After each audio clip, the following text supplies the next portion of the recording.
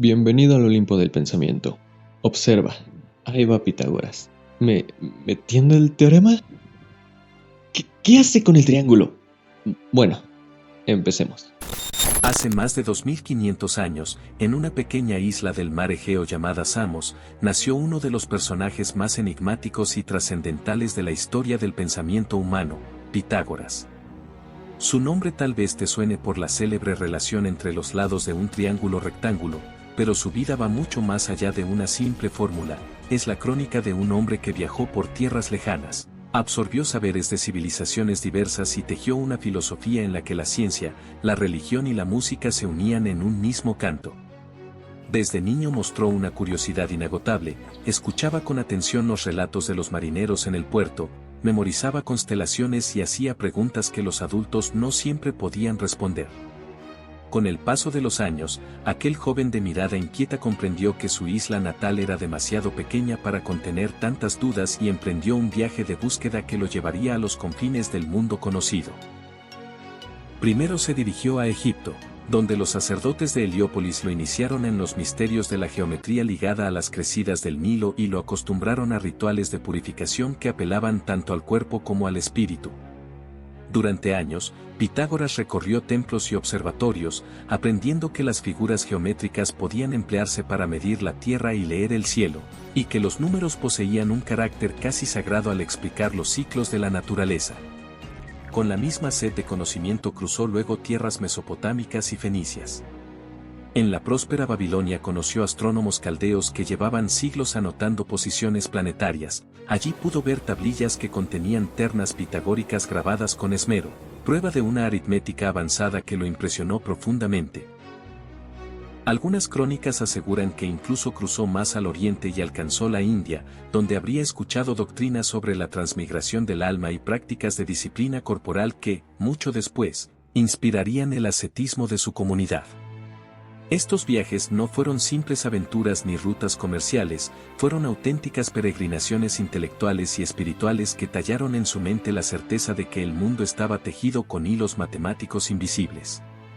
Con todo ese bagaje regresó finalmente a la Magna Grecia, y fue en la ciudad de Crotona, en el sur de la península itálica, donde decidió fundar su famosa escuela.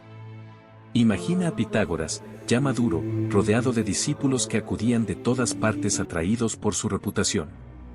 La casa que habitaban no era solo una residencia ni únicamente un aula, era un centro de formación integral donde se vivía, se estudiaba, se practicaba la música y se debatían las leyes que regían el cosmos. Para ser admitido, los aspirantes pasaban por un periodo de silencio y prueba moral, pues no bastaba con el talento, hacía falta disciplina, templanza y una mirada limpia para ver los números detrás de la apariencia de las cosas. Dentro de aquel círculo, los seguidores vivían bajo normas estrictas, se alimentaban sin carne, compartían los bienes, obedecían un código de lealtad y mantenían en secreto las enseñanzas más profundas. Creían que los números no eran meros símbolos para contar ovejas o monedas, sino seres vivos, unidades primordiales que contenían la esencia del universo. El 1 representaba el origen, la semilla de la que brotaba la multiplicidad, el 2, la primera expresión de la dualidad, y así sucesivamente, hasta llegar a la mística tetractis, un triángulo de 10 puntos que reflejaba la armonía perfecta.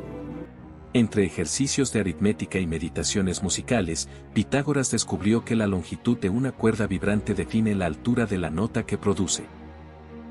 El hallazgo le reveló que la consonancia musical obedece a proporciones tan sencillas como 2:1 o 3:2. Si la música se regía por números, ¿por qué no el resto de la creación? Surgió así la idea de la música de las esferas. Cada planeta giraba a una velocidad cuya relación con los demás astros creaba un acorde grandioso, inaudible para los oídos humanos pero perceptible para el alma perfectamente afinada. En ese entorno cobraron forma muchas demostraciones geométricas y entre ellas la más famosa, el teorema que lleva su nombre. La premisa es simple, pero su comprobación rigurosa supuso un paso monumental, establecer que en un triángulo rectángulo el cuadrado de la hipotenusa es igual a la suma de los cuadrados de los catetos. En palabras sencillas, a al cuadrado más b al cuadrado es igual a c al cuadrado. A Pitágoras no le bastaba saber que funcionaba, quería demostrarlo sin recurrir a la experiencia directa, solo con la lógica pura. Con trazos de compases y razonamientos encadenados, él o alguno de sus discípulos mostró que la verdad matemática puede existir sin depender de los sentidos. Aquella demostración inauguró una nueva mirada, la convicción de que la razón, despojada de la ilusión, puede alcanzar certezas universales. Para los pitagóricos, cada vez que se dibujaba un triángulo rectángulo se manifestaba una ley tan firme como las órbitas celestes, era la huella de la armonía eterna grabada en el papel. La comunidad prosperó, y con ella creció su influencia política. Crotona, admirada por el orden y la sabiduría de los pitagóricos, adoptaba sus consejos en asuntos de gobierno y salud pública. Pero tanta ascendencia suscitó recelos. Un líder local, temeroso de perder poder, avivó una revuelta.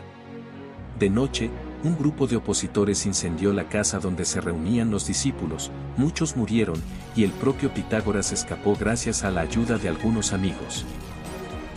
La tragedia obligó al maestro a exiliarse y dispersó a sus seguidores por la Magna Grecia.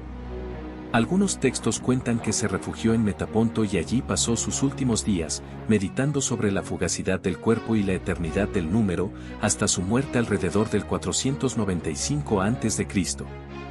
Sin embargo, el fuego no consumió sus ideas.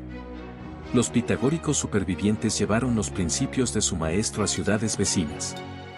Uno de ellos, Arquitas de Tarento, aplicó la matemática al estudio del movimiento y se convirtió en mentor de Platón. Otro, Filolao de Crotona, redactó la primera obra escrita de la escuela y habló de un fuego central que sostenía el universo. Siglos más tarde, esa chispa conceptual se reflejaría en los modelos heliocéntricos de Copérnico. Mientras tanto, las nociones de armonía numérica impregnaron el pensamiento de Platón y, a través de él, la filosofía occidental entera. Aristóteles heredó la pasión por categorizar, Euclides plasmó el teorema pitagórico en sus elementos, y la ciencia árabe, siglos después, lo tradujo y lo relanzó a la Europa medieval. La huella de Pitágoras no se limita al aula. Su teorema ayuda a un hoy a delinear puentes, calcular trayectorias de cohetes y programar gráficos de videojuegos. Cuando ingenieros espaciales determinan la distancia de una nave a su base, cuando arquitectos miden la altura de un rascacielos que asoma en el horizonte, cuando matemáticos de datos estructuran algoritmos para inteligencia artificial, la relación A al cuadrado más B al cuadrado es igual a C al cuadrado sigue flotando como una brújula invisible. En la música, las cuerdas de un piano se afinan con la misma lógica de proporciones que cautivó a Pitágoras. En la medicina, sus advertencias sobre dieta y ejercicio resuenan en la idea moderna de prevención.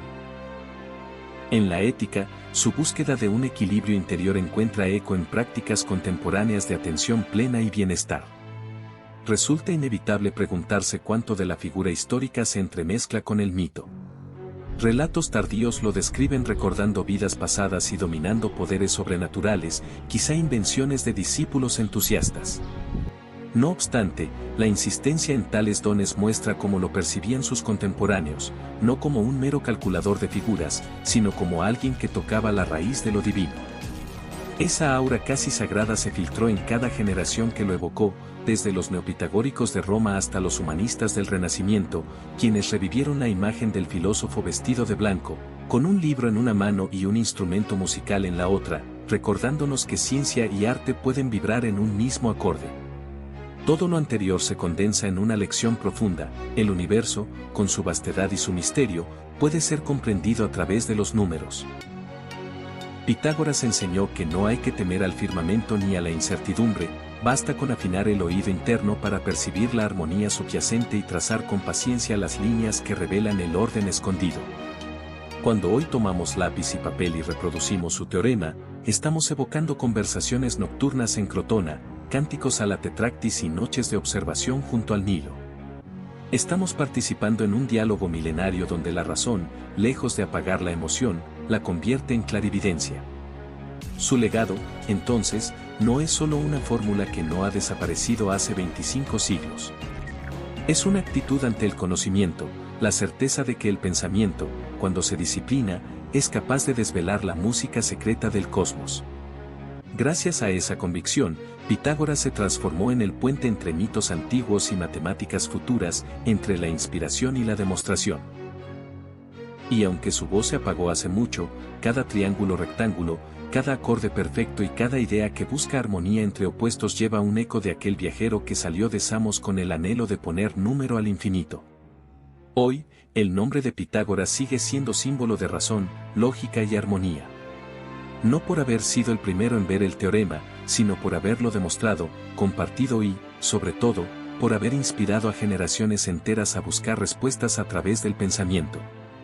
Porque Pitágoras no solo nos dio una fórmula. Nos dio una manera de ver el mundo, en la que el universo está escrito en el lenguaje matemático y Pitágoras fue uno de los primeros en leerlo.